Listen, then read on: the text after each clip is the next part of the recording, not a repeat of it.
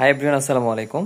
আপনাদের সাথে আজকে একটা নতুন অভিজ্ঞতা শেয়ার করব। সেটা হচ্ছে আমার লাইফে ফার্স্ট টাইম, প্রথম নাইট ডিউটি আজকে।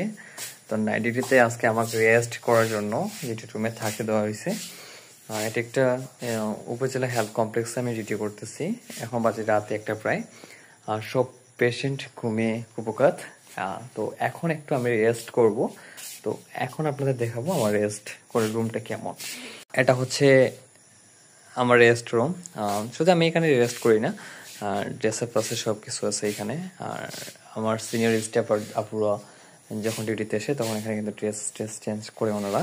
এটা হচ্ছে ফ্রিজ। এখন ভাবতে পারেন ফ্রিজে আবার কি আছে, আসলে ফ্রিজে মেডিসিন আছে যেগুলো ওষুধ নর্মালভাবে রাখা যায় না, ফ্রিজে রাখতে হয়। ফ্রিজিং করার জন্য এই ফ্রিজটা ইউজ করা হয়। এটা হচ্ছে মিরর। বাহ, বেশ হ্যান্ডসাম লাগতেছে আমাকে মিরর।